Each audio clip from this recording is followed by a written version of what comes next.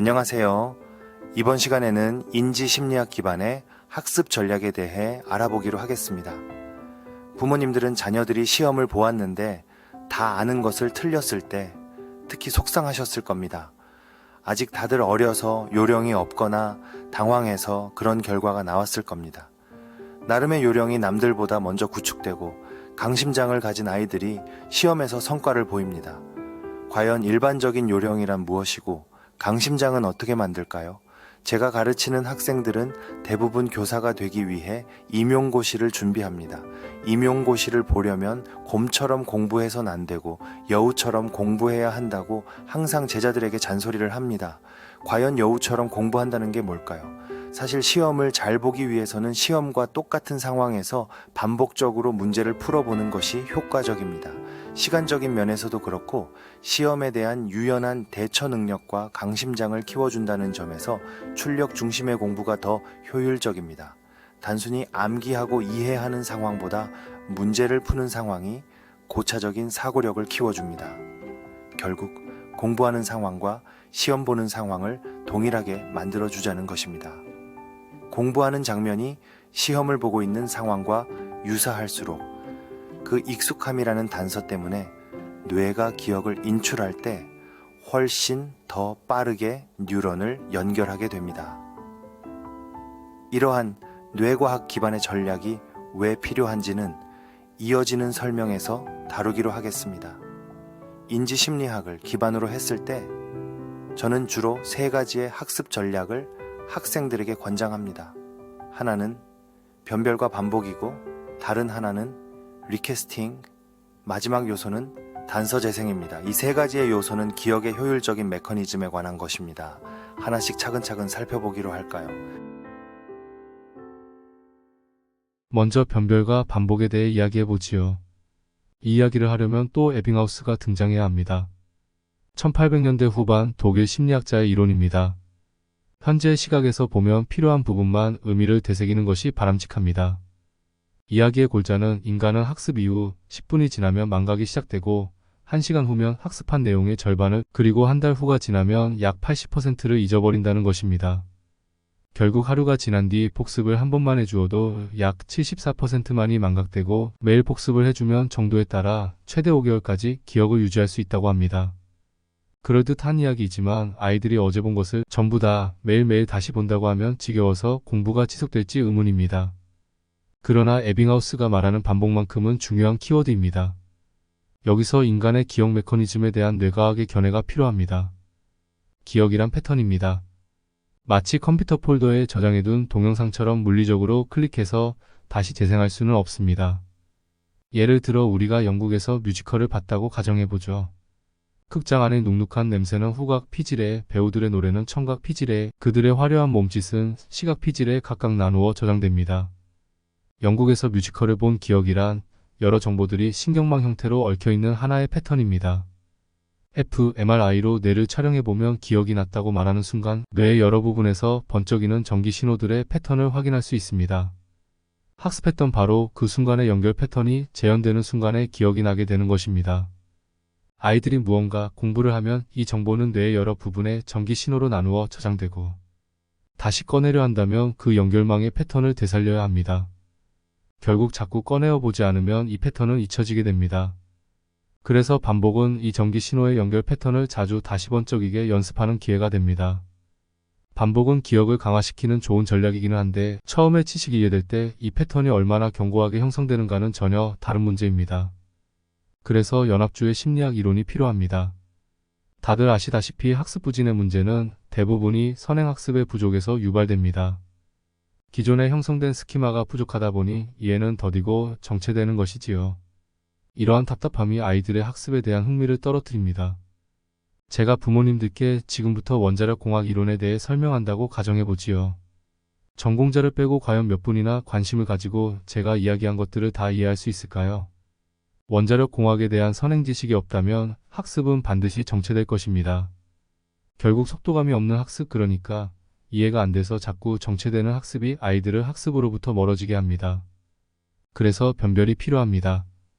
위대한 인지심리학자 로버트 가네에 따르면 인간이 태어나서 가장 먼저 습득하는 학습의 원리가 바로 변별입니다. 아기는 엄마인 것과 아닌 것, 유쾌한 것과 불쾌한 것, 좋은 것과 싫은 것 등을 구분하는 이분법적 사고로 학습이란 첫 경험을 합니다. 그래서 인간에게 가장 편하고 익숙한 학습 방법이 바로 변별입니다. 아이는 새로운 정보를 학습할 때 이미 알고 있는 것과 모르는 것, 이해가 되는 것과 안 되는 것, 관심 있는 주제와 관심 없는 주제 등으로 습득하려는 정보에 꼬리표를 붙여야 합니다. 아이는 이 꼬리표를 활용해서 이해가 안 되는 것들은 그냥 지나치고 이해가 되는 것과 관심 있는 것, 조금이라도 알고 있는 것들을 중심으로 빠르게 학습하는 요령이 필요합니다. 이러한 여유와 속도감이 아이들을 지치지 않게 만듭니다. 학습하려는 내용의 일부분이라도 이해했다면 자신감도 생깁니다. 부모님들은 아이들이 모르는 것은 그냥 스킵하게 하면서 학습할 내용을 전체적으로 빠르게 한번 훑어내고 다시 처음부터 반복해 살펴보도록 지도하면 효과적입니다. 이 반복의 과정을 통해 아이는 새로운 지식에 익숙해지고 친근해지는 것입니다. 사학자 유흥준이 말한 것처럼 알면 보이고 사랑하게 된다는 것, 결국 몰입할 수 있는 기본 조건이 형성됩니다. 그러면 정보와 지식의 규모, 난이도 등을 개략적으로 파악하게 되고 모른다고 지나쳤던 것들을 해결하기 위한 자신만의 전략을 세우게 됩니다. 대부분의 학생들이 이해가 되지 않는 내용을 완벽히 이해해 보려고 무리수를 둡니다. 자신감은 바닥을 드러내고 답답함 때문에 집중력은 떨어져 갑니다. 이때 필요한 원리가 바로 리캐스팅입니다.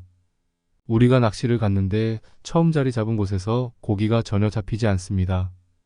그러면 미끼를 바꾸고 떡밥을 더 뿌려야 할까요? 아니죠. 현명한 강태공들은 장소를 옮겨서 낚싯대를 다시 던집니다. 이렇게 낚싯대를 다시 던진다는 의미에서 리캐스팅입니다. 변별과 반복을 통해서 이해가 되지 않는 난해한 내용을 찾았다면 이해할 수 있는 더 쉬운 설명으로 자리를 옮겨야 합니다. 아이는 부모님께 도움을 청할 수도 있고 인터넷으로 해당 주제를 더 쉽게 설명하는 다른 자료를 찾아야 합니다.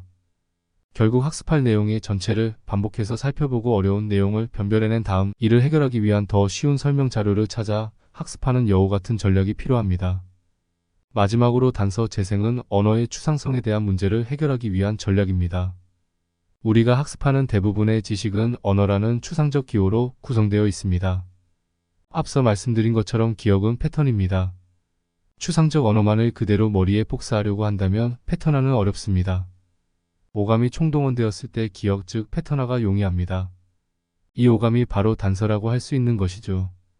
오감 중에서 가장 기본적인 단서는 시각 정보입니다. 인간의 뇌에서 약 70%가 시각 정보를 처리하는 데 쓰입니다. 그래서 시각 정보는 패턴화에 있어서 가장 핵심 요소입니다. 이러한 주장을 입증한 것이 캐나다 웨스턴 온타리오 대학의 심리학과 교수 앨런 파비오가 발표한 이중부호화 이론입니다. 비주얼 싱킹이라고 불리는 이중부호화 이론은 기억이 더 견고하게 남기 위해서 심상부호와 어문부호가 연결되어야 한다고 주장합니다. 고양이를 이해하기 위해서는 단어만이 아니라 사진을 함께 보면서 학습할 때 더 효과적이라는 것입니다. 대부분의 사람들이 예를 돕기 위해 PT자료에 이미지를 삽입하는 이유이기도 합니다. 이처럼 무언가 기억하기 위해 단서를 여러 개 붙이면 나중에 인출할 때 유리합니다. 예를 들어 1900년에 아프리카 원주민에게 코카콜라라는 단어를 이해시키려면 말만으로는 설명이 어려울 것입니다. 병 이미지와 톡 쏘는 맛, 색깔 및 냄새를 함께 제공해야 비로소 이해하게 될 것입니다. 결국 패턴으로 기억되는 정보는 뇌 안의 다양한 신경세포에 더 많은 단서를 전기신호로 확보했을 때 그중 하나의 단서만이라도 기억해낸다면 연결된 패턴의 재생이 용이해집니다.